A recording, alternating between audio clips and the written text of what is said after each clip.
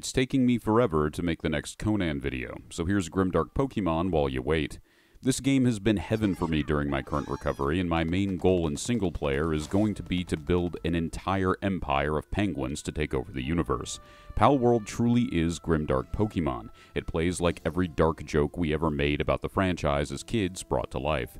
Sadly, I've yet to see my favorite Pokemon, Coughing, represented here.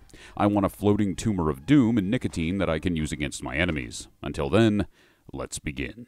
Grimdark. Half off! If you'd like to see my progress as I make new content, enlist today through YouTube memberships or Patreon to become a soldier in the Grimdark Legion. My thanks to the men and women who've already served, whose names are listed here. You keep darkness at an affordable price. The PAL monsters are only found in a specific location, the Galapagos Islands, which is very interesting as it implies the rest of the world to be free of these creatures.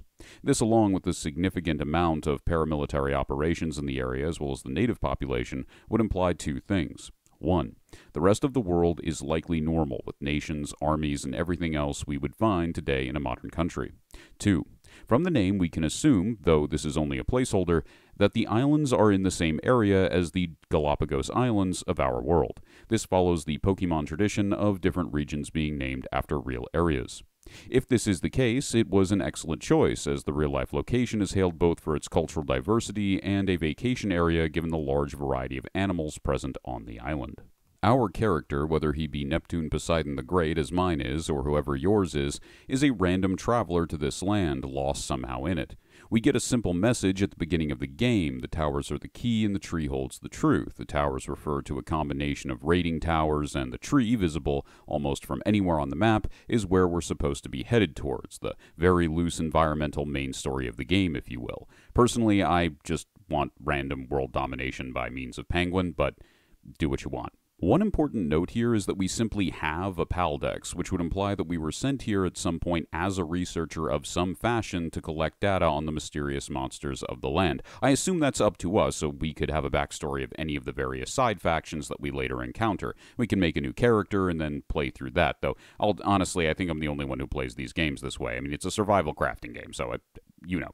As you've probably been waiting for, here are a few of my favorite pals and their designs. Ever since I understood the weakness of the mammalian form, I craved the sanctity of flightless avian power. Pangolin is a pal very similar to my favorite starter Pokemon from the last game I ever played in that series, Diamond, Piplup. This was a very long time ago, and I was much younger, but even then I wanted to create an imperial force of penguins which could annihilate my enemies, both for the obvious joke and also to drink their blood, skin them alive. But sadly, in Diamond, I realized Piplup was the only penguin on the menu. No longer. Its Paldex entry reads the following. The feathers of this pal have all but disappeared, but sadly its desire to fly has remained as strong as ever. Even now it tries to fly in any way it can, and it will fly.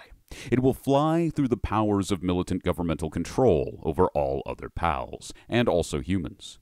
I will make sure of it. On a much more serious note, War Sect speaks to my soul. His design feels far more indicative of a Digimon, and I was always more of a Digimon kid than a Pokemon kid when it came to the shows, than a Pokemon, which is good as a sign, as I hope to see more original pals in the future. Its entry reads, the ultra-hard armor surrounding its body is extremely strong and heat-resistant.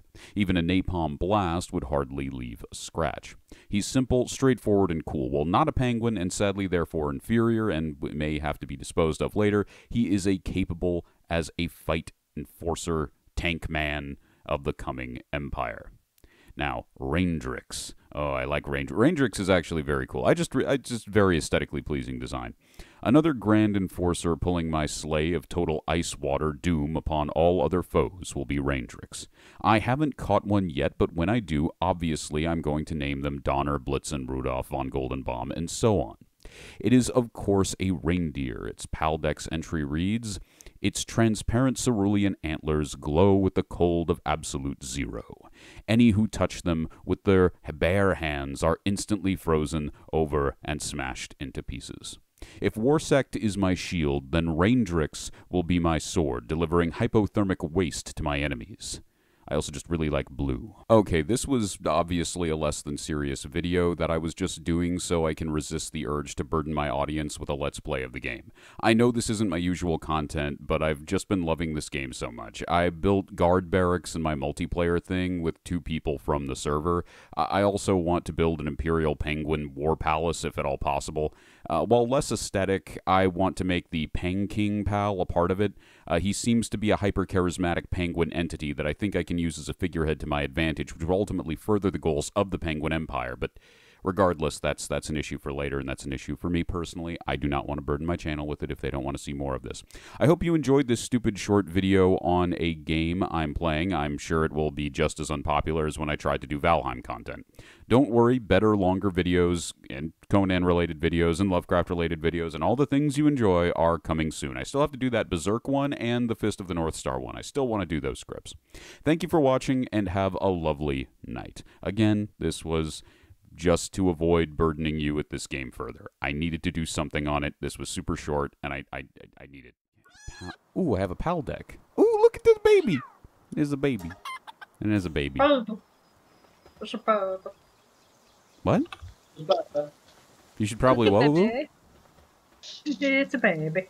It's a baby. It's a little baby. It's doing a baby. It's a baby. Nice. I found a treasure chest, and I just got something stupidly rare, and I'm very happy about it. So I'm trying to figure out how I get stone if I can't pick up any stone to make a pickaxe. You don't see the small rocks on the ground? They're just little gray blobs. No, you're right. I'm stupid. I'm sorry. My stupid is stupid. I'm glad we can agree about something. Mm-hmm. This is domestic abuse. Hey, you started it. Let me commit war crimes. War crimes. Hi, giant grass mammoth thing. I'm going to ignore you, because you could kill me in one shot. I really shouldn't take that much joy in saying the word war crimes. War crimes. War crimes! Too bad. We love war crimes. Mm-hmm. Yes, it is a interesting thing we all have in common. I found a little PAL egg. Oh, good. Is it like Pokemon where you like carry it around with you and then it slowly hatches? No, you gotta make an incubator for it. No, it's not. It's not a server. It's not a server. It should be in the main menu. It should say join multiplayer. Oh, I'm illiterate. No, it's okay. I am too. Glad you finally realized it. We've been telling you for the longest time. You silence, wench.